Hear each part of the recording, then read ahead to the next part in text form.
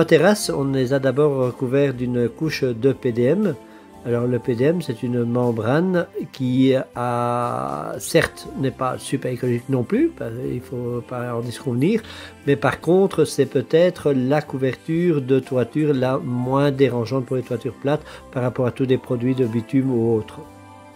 Donc la mise en place elle est relativement facile, on a comme un grand drap qu'il faut étaler, après on va plier les rebords. Et une fois qu'on aura bien plié les rebords en laissant évidemment assez de marge pour pouvoir bien recouvrir tous les accrotaires, on va utiliser une colle de contact. Donc cette colle de contact, on va coller d'une part la membrane et d'autre part le panneau d'OSB et tout doucement on viendra dérouler la membrane dessus.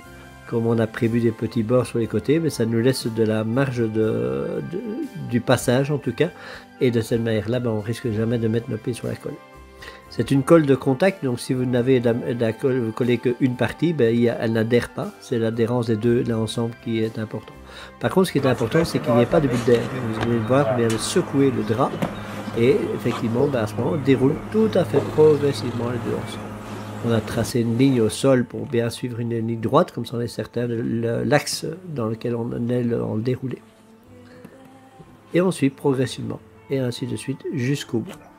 Donc de cette manière-là, on voit qu'il n'y a plus de plis, et si jamais il y en a encore, il est encore temps d'essayer de les effacer après, de manière que quand vous effacez pour le papier peint, donc les bulles d'air, on peut les retirer. Ici, on colle les côtés maintenant, et on agit de la même manière.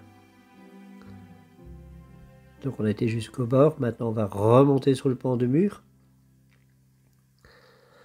Alors dans notre cas ici, on n'a pas une finition classique dans le sens où on a encore la fibre de bois qui viendra recouvrir au-dessus de la membrane. Et sinon, il faut encore faire attention à l'étanchéité, que l'eau ne vienne pas pénétrer là entre les panneaux de contreventement et la membrane. Dans les coins, on prend la technique de ce qu'on appelle la technique de la poche. Alors de nouveau, pour nous, c'est un peu moins grave. Pourquoi? Parce que tout ça est recouvert, mais si on n'était pas recouvert avec notre fibre de bois, à ce moment-là, il faut éviter que l'eau ne puisse venir s'encouvrer dans le coin.